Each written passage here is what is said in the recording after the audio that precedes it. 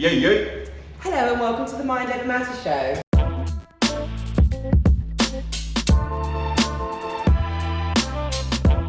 Do you remember why I had to get involved in Mind Over Matter? To run the open mic because I'm incapable.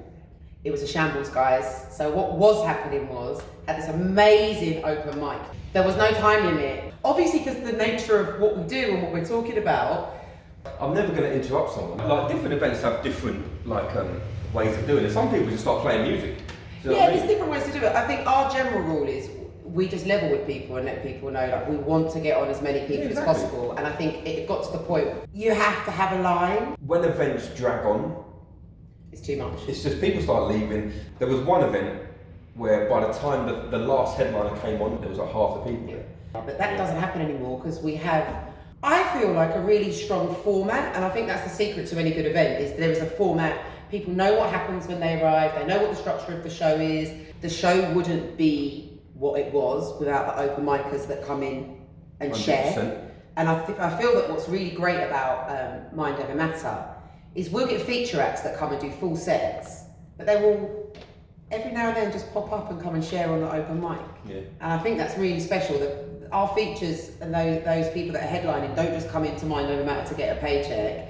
They usually come and are like, oh, I really like the vibe here. If I'm going to go to a poetry night, I'm going to come back here. And I think that's testament to kind of the impression that the show makes on people is special. They're coming because they can identify with the place that it started from. When it actually comes to the event itself, I think you do downplay like how important it is to other people and how you've been the catalyst for change for hundreds and hundreds and hundreds of people. You know, the event does change people. When you think 3 years, dozens of shows. I understand that, but it's like, you have to understand that going from 20 years of what I was doing and not being told I was shit, that my writing was shit, that everything's shit, you ain't worth fuck all, and feeling like you're worth nothing as well. Yeah. So overnight, hundreds of people saying to you, you're amazing, you're great, you're like, what the fuck, what? It's quite, maybe that's what was needed though, because if you've got 20 years of negative affirmations of people telling you you're shit, in the last 3 years, you've probably had enough positive affirmations to at least chip away and start to balance that out. I'm getting better with it, I am getting better with it, but it was just, like I said, it was unexpected, it wasn't planned. Like, I mean, the event was planned, but what happened was out of my control. Yeah, what happened? Do you know what I mean? What happened next? All of these special edition events that we do. Before we get into it, I've got to say, I have to say this, right? Something special happens with Mind Over Matter. People see not just the poets or the poetry, but they understand the motivation of the event. And when you think about it, pretty much everyone has experienced, either directly or indirectly, mental illness or mental health problems at some point, which makes it a place that people can go to experience or learn, to express. There's so many different things that come out of it. So because of that, we've had so many people approach us that you wouldn't even think would see us and say, can you come and do an event? Starting with the Lost Lectures.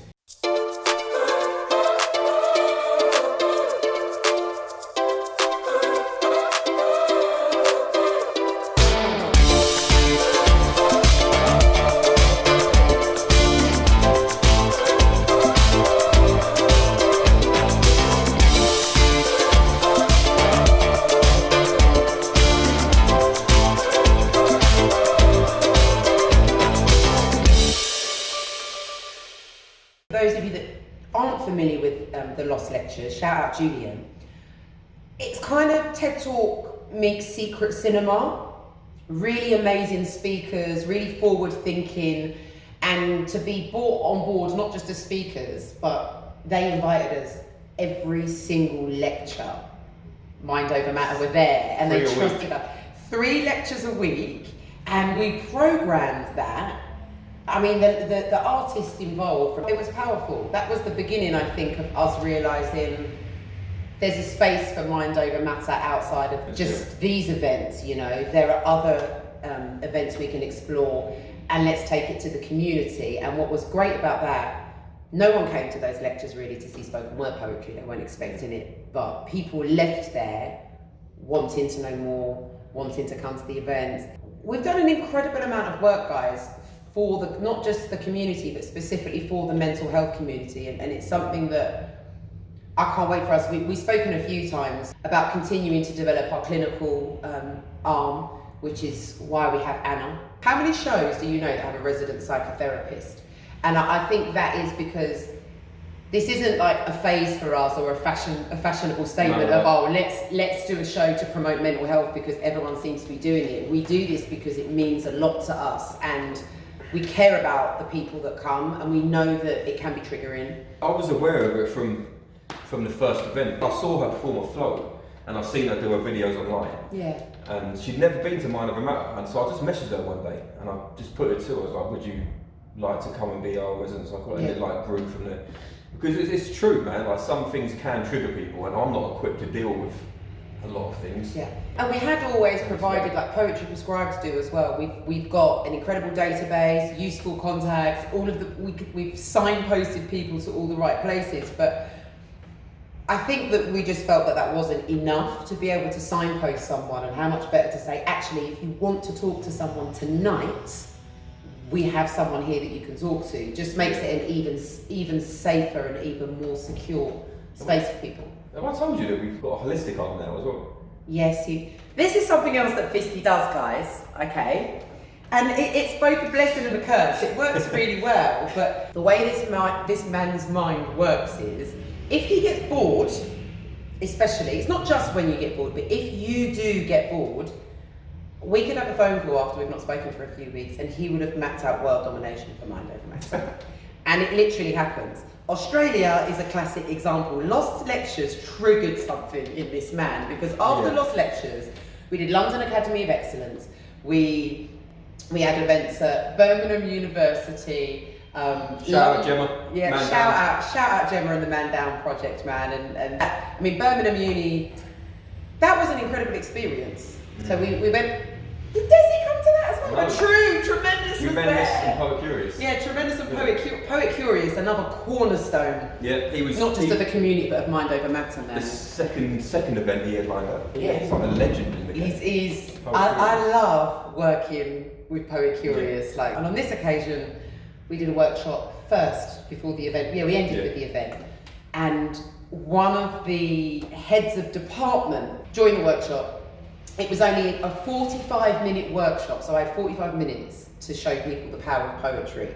And it was on self-expression, and he was mad skeptical, wasn't he? Like, you could just feel it in his being. And within half an hour, he was reading his poem, and he could not believe that it had opened him up in the way. And afterwards, he actually came and apologised to me, basically, and admitted that, I didn't think that there was anything in this, and... That's what I love about Poetry Prescribed. I've never seen anyone leave that place without a poem, even though they've never written. How many times, like, because I was your water boy, partner, but water boy, really. There would be days that I'd text you in the morning and say, something's happened, I'm in a shit mood, I'm not coming, I don't want to write, blah, blah, blah. And you'd be like, get the water. Meet me there at 2 o'clock. The water's heavy to carry. And then literally every single time that I didn't want to write, even before we were supposed to write, I'd be writing something. And to be fair, some really powerful shit as well. I should have kept all them things. Can you believe this man comes to my workshop, says he doesn't want to write, I get him to write, and I'm not just talking about some average stuff here, I'm talking about some serious pen game. What's he done with those poems, those free writes? Dashed them away. I think some of them on Instagram, actually. I think. That's what I'm saying about this whole writing as therapy and how like how wrong people are that don't believe in it. Do you know what I mean?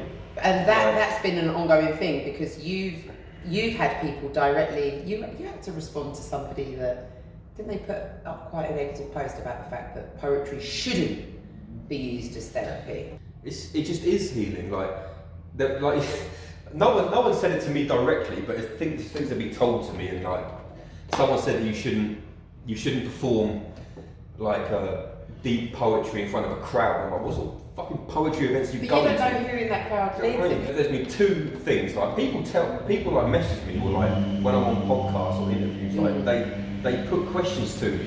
They tell me about their experience that someone said something about this. I can't accept it. Like, I need proof. If you're going to tell me that writing isn't therapy, if you're going to make those statements to me, I need you to back them up, because it's just not true. It saved literally saved my life. And there's all these arguments that come back, oh, but it's not you're It's not not a professional, it's not accredited, it's not in a safe space with professionals. And my answer to that is, every time that I've engaged with therapy, which isn't many, like 3 times, every single time, without fail, they've told me to write a letter. Anger management, keep an anger diary, write down what makes you angry. Some narrative therapy. Right. When I got sober, the therapy, like, write a letter to everyone that's passed away. I remember that. I've been doing that since the first song I wrote was called 10 Years, which was quite literally a letter to my mum. It was me saying things to my mum I never got to say what I wanted to say. No Time for Goodbyes was a letter to my dad, so I didn't get to say goodbye to my dad. Yeah. I'll Take the Rain was a letter to my girlfriend at the time who had a bad accident.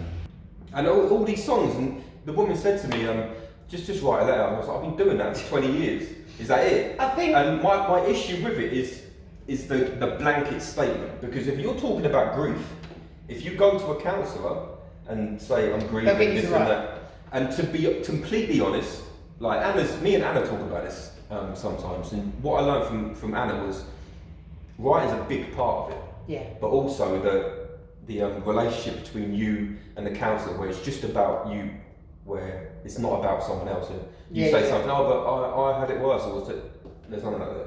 Yeah. So that's important. But for me, for grief especially, there's no cure for grief. And it's cheaper than therapy. It is cheaper than therapy. Coming out next year, probably sometime. I feel on this therapy versus therapeutic, there is a valid conversation to be had, because certainly I wouldn't want to I take Poetry Prescribed and how those workshops are facilitated and how that space is created really seriously. Yeah. Oh, okay, but how safe is that space, and how do you make it a safe space, and why do you? I get that, and I've had that. I've had those conversations with people before that are worried about the workshops. I always say that my workshops have therapeutic value and are healing. The definition of healing is the process of becoming well again, and writing is no doubt, certainly for me and for you and a lot of people we know, that has been the vehicle in which we've started, or it has supported us through our healing journey. So it might not be the only thing, but to dismiss it out of hand is a no-no. For me, we don't need to call it a therapy. If a therapy is defined by something that is accredited and that is in that structure of a health framework, fine, it's not a therapy, but you won't tell me that it's not healing. You won't tell me that it's not therapeutic. You won't tell me that it doesn't help.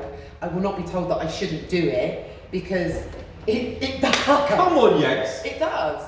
It is without a shadow of a doubt the most healing thing that has ever been in my life. Yep. You know, I wonder how many people that come to our events are waiting for therapy, are waiting for services, are waiting for a counsellor, are waiting for CBT therapy. Yeah. So if people want to come and say, well, why are you doing that?